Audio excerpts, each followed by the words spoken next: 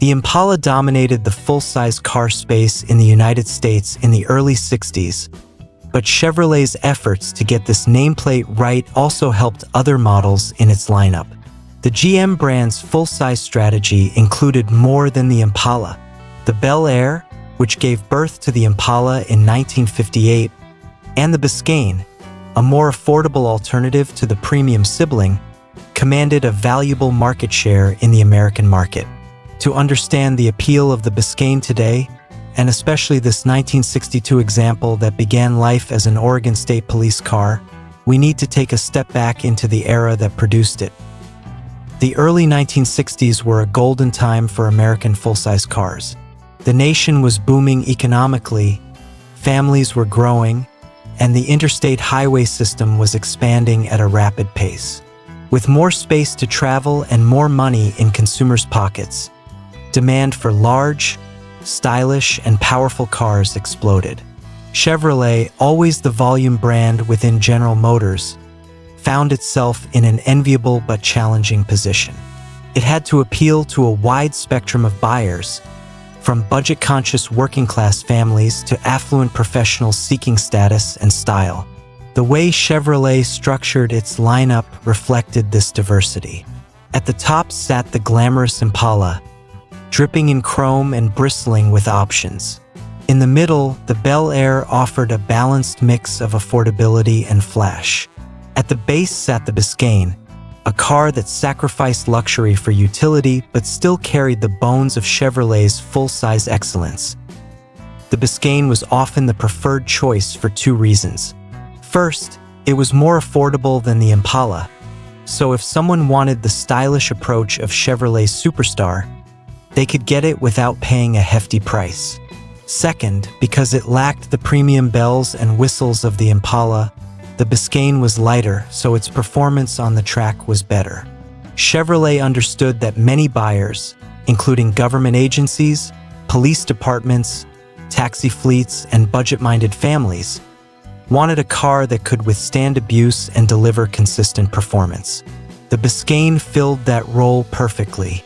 It was not a stripped-down penalty box. Rather, it was a simplified version of the Impala, with fewer trim pieces, less chrome, and a plainer interior.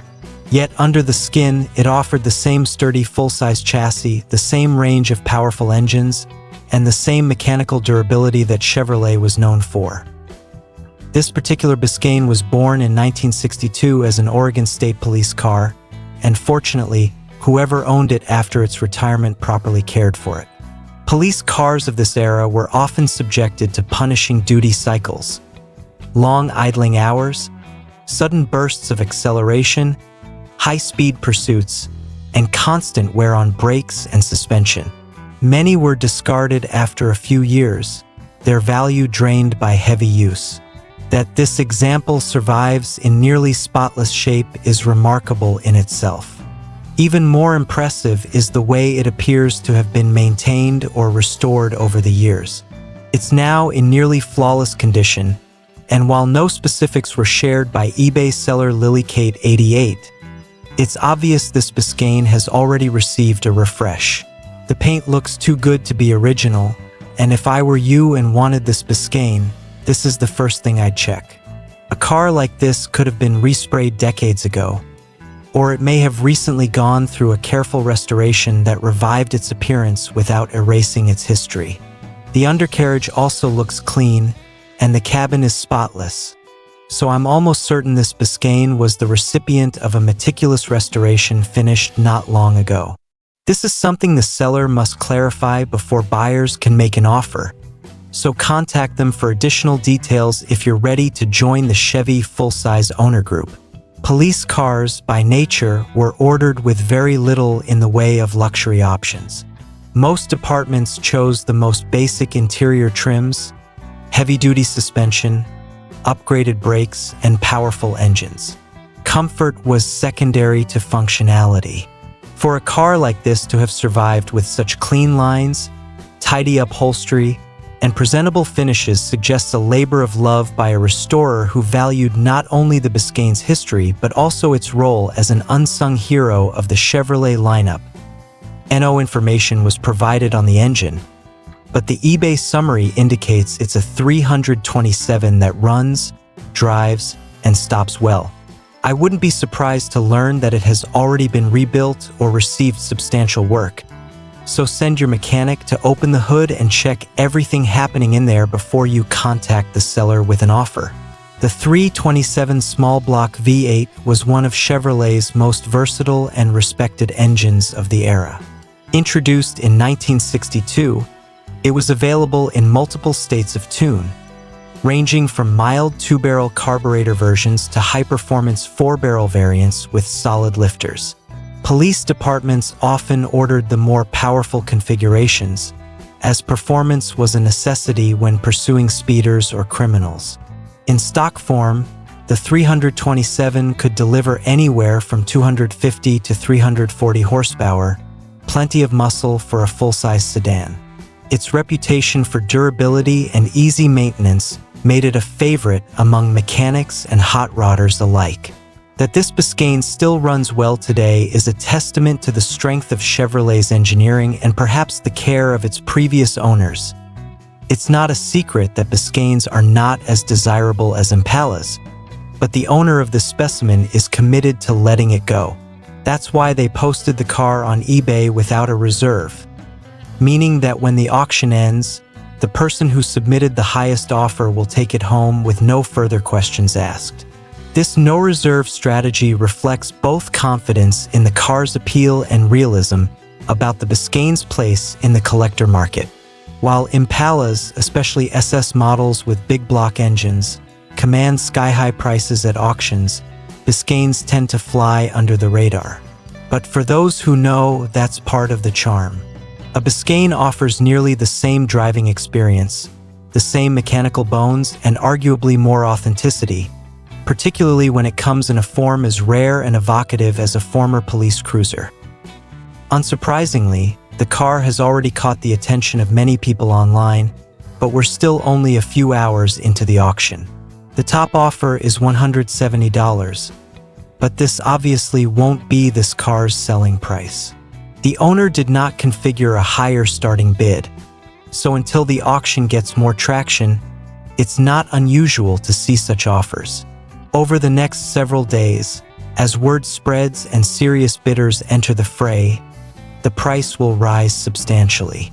For enthusiasts who have always admired Chevrolet's full-size sedans but balked at the premiums commanded by Impalas, this Biscayne represents a rare and accessible entry point into the world of classic American cars. The listing will expire in 6 days, and if you want to see the Biscayne in person, you must travel to Sarasota, Florida. The fact that this car ended up in Florida is fitting.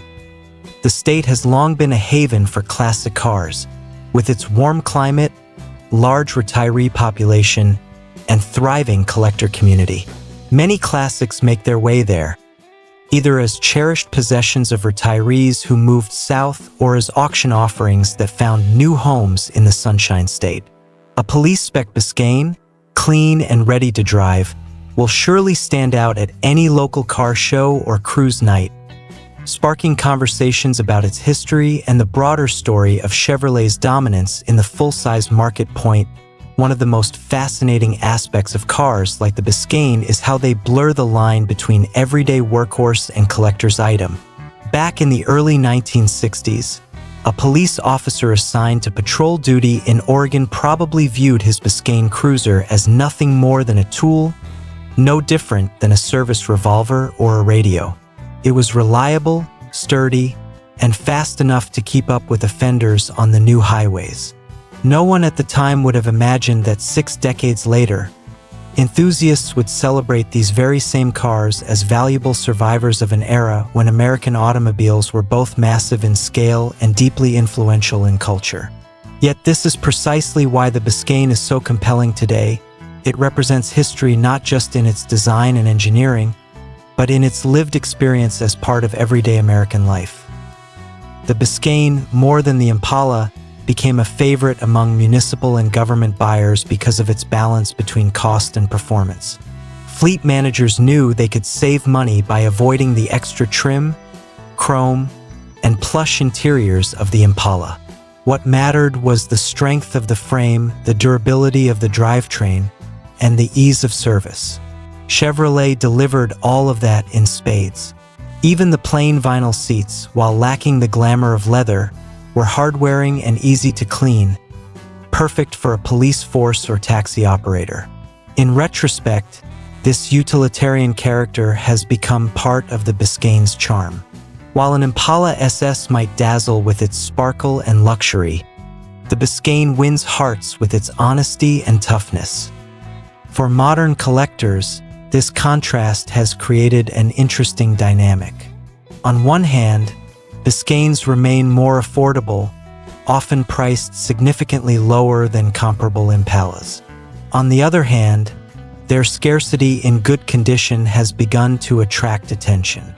Many Biscaynes were driven into the ground, scrapped, or heavily modified by hot rodders.